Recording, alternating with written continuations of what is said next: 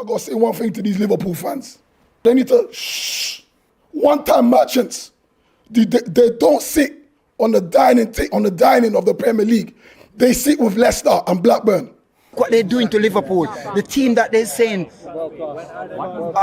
is that good, is going to challenge.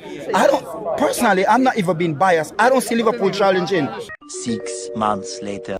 Liverpool has won the title with less points than we have in the last 2 seasons. You know when you get a flat tire, and then you got like 5 fucking patches. Like we've just been patching and going. Oh, look, are we going to sit here and wait? Patching and going. It's hard to see Liverpool just win the Premier League. Patching and going. Never sign anybody. The same team that Jurgen Klopp leave. The guy come there and win Premier League win. Oh, respect Arteta. Off. I ain't respect him.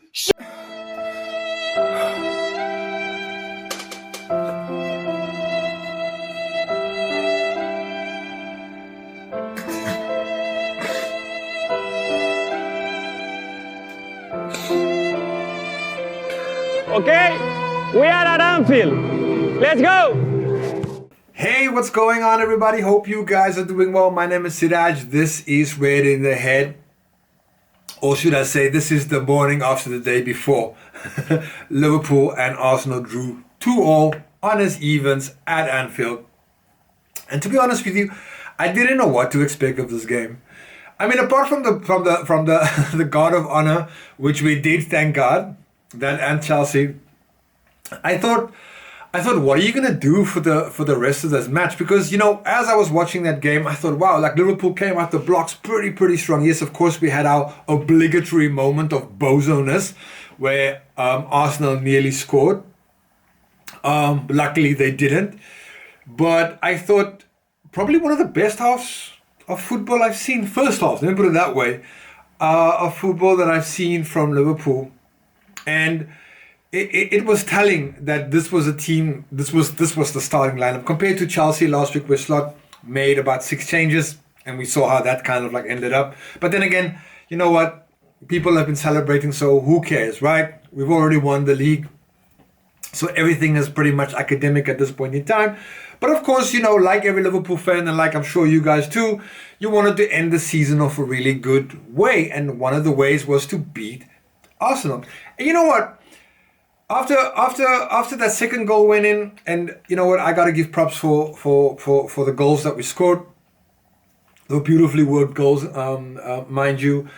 And I thought really we were gonna go on and absolutely tear them to pieces. But to Arsenal's credit, they certainly came out in that second half.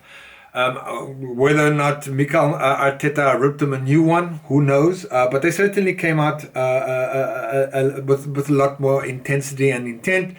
And for some reason, we just stayed in the changing room and never really came out. And so Arsenal was able to kind of come back and draw the game, which, upon reflection, was and is a fair result.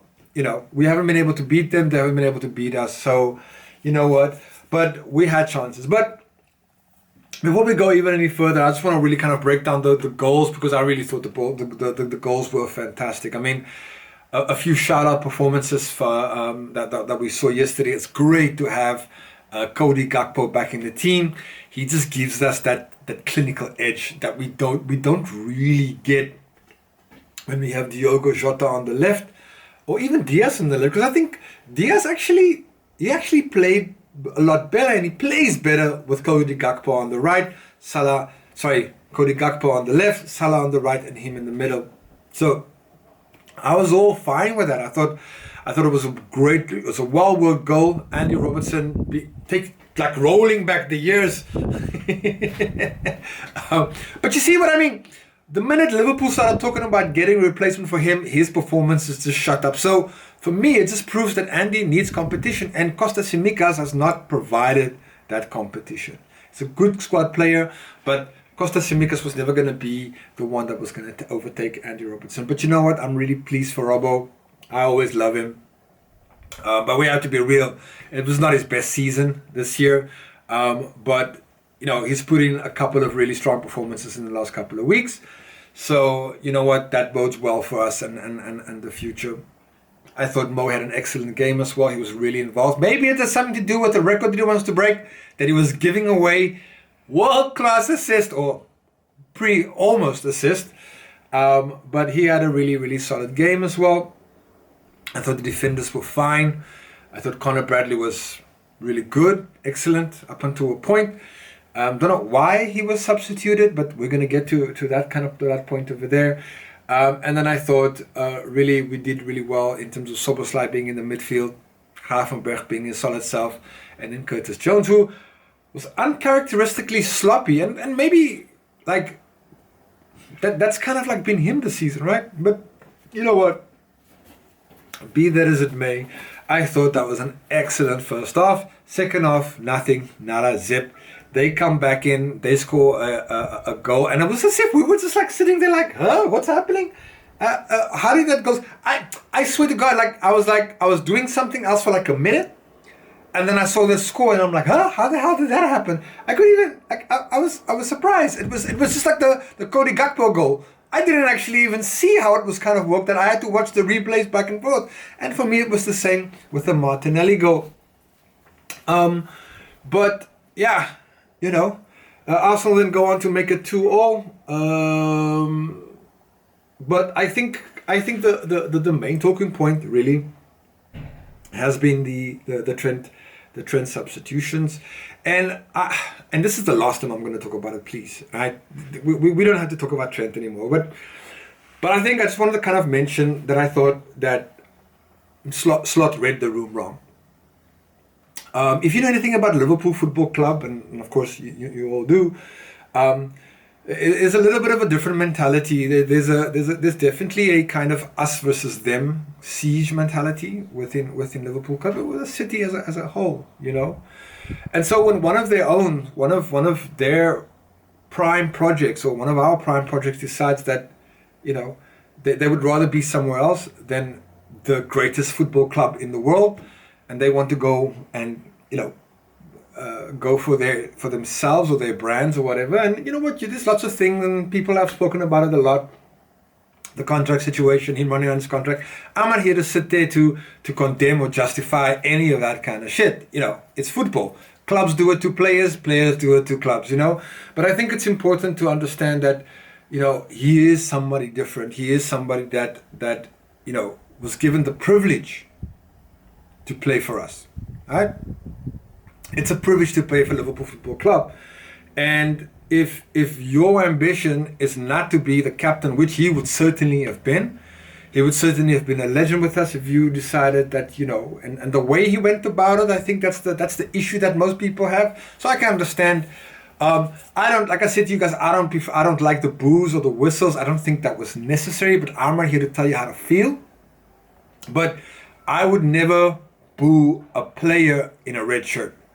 Look, he is already almost a Real Madrid shirt, but, you know, he still wears our shirt. So for me, there's still that kind of protectiveness, even though I felt that the way he did the whole thing was horrible, and it's clearly been proven, you know, with the fallout from his announcement video last week to just the reception. I didn't think it would be that many people at Anfield kind of like booing, and the booing was kind of like ringing on.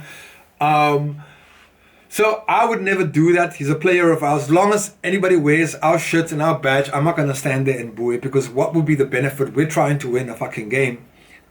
So booing one of your players, one of your own, is not going to help you win a game.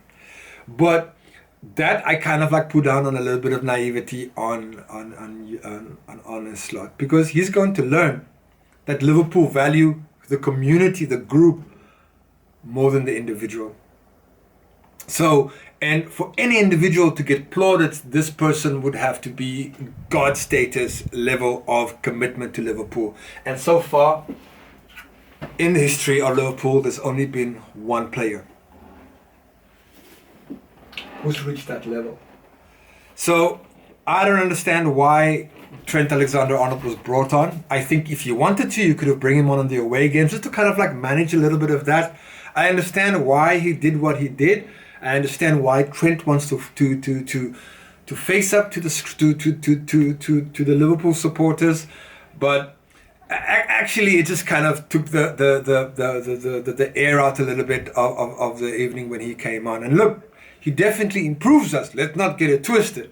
But I would have been like, you know what, this is about Conor Bradley. And I think most Liverpool fans felt that way as well. We'd rather let Conor Bradley get the minutes, because we want to see how this kid is going to do. Is he the real deal or not? Like I said before. So, I hope from now until the end of the season, look, I don't know how they're going to deal with it at the final game, the game against Crystal Palace. If I was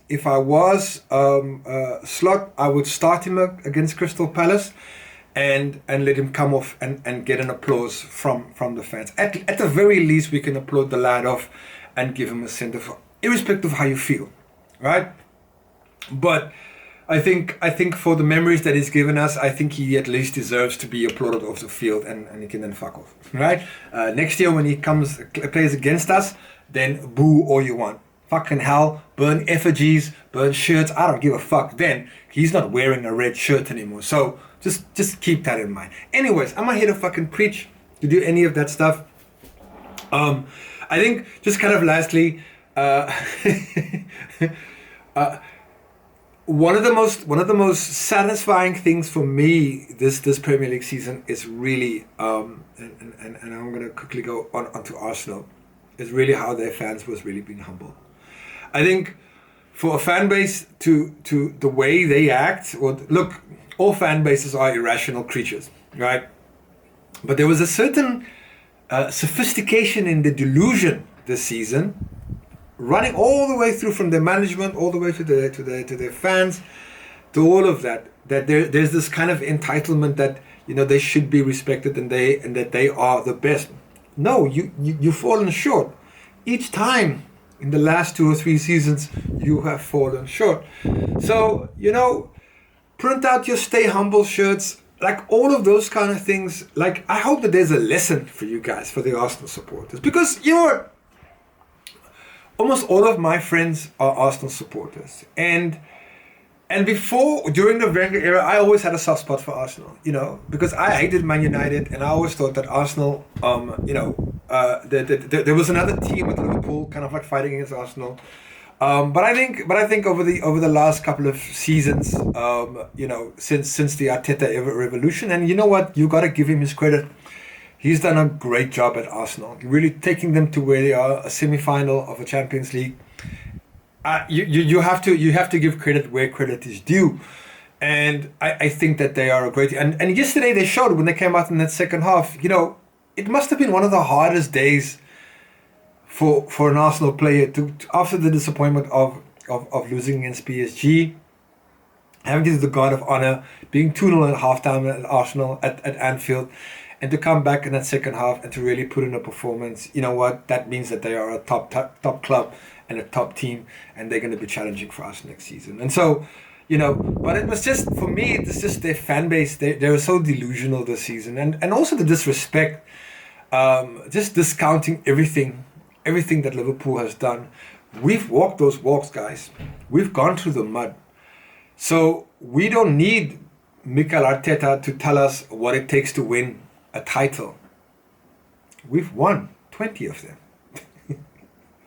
Okay? We've won a few titles. And we've won 2 Premier League titles now. So I just think a little bit of calm your titties. Calm yourselves, gentlemen, as Christoph Waltz would say in Django Unchained. Calm yourselves. It's not that deep. Like, you guys just weren't good enough. And maybe you'll be better next season. But this season, you've been found wanting. And so with that, stay humble. Hey? If that's anything I was going to say, stay humble, because that's what we're going to do. That's what we fans are going to do. We're going to clip you up. We're going to keep it for receipts so that our fan base can enjoy this. What I sent out you guys already. Anyways, what's up next? Who cares? I just want to see the trophy parade now, man. We've got one more game. We got a game away. And then the only game that really matters is the game against Crystal Palace at Anfield, which, like I said, I'm hoping is going to be all about Liverpool. Right? Let the Trent thing be done, klar, finish. We don't want to fucking talk on it again. It's over. Let's take this last 2 weeks and enjoy the football, because after this is Club World Cup and God knows what else. The bullshit tournaments are going to be out there. So let's enjoy the last 2 games. Let's give the boys a great send-off. Clap that boy Trent off. It's the least we could do. We don't have to boo him. We don't have to cheer him either. But just clap the boy off and send him on his way. And that'll be it. That'll be the end of the season with Virgil van Dijk lifting the big old trophies. Yes, I can't wait. Anyways, let me know what did you guys think about it? What did you think about Trent? What do you think of the performances? Does it even matter? Who cares? I don't know. And what are you looking forward to? The last 2 games. What would you like to see happen? You know, maybe we want to see Trainioni in there. You know, maybe get some of the young attackers in there. Because I can tell you, there's a couple of those midfielders who I just think like this is no there. But anyway, let's see what happens. That's it for me, guys. Thanks for watching. Do the lovely thing, the liking. Subscribing if you're new really helps out the channel, and I want to just give a thank out to all those people in the last 2 or 3 weeks who subscribed. Amazing, thank you. I'm really grateful. The channel keeps growing, we keep growing, and we as a club are just going to keep growing and winning, and I'm here for it. Anyways, Reds, you take care, have a lovely week, and I'll see you at the next one.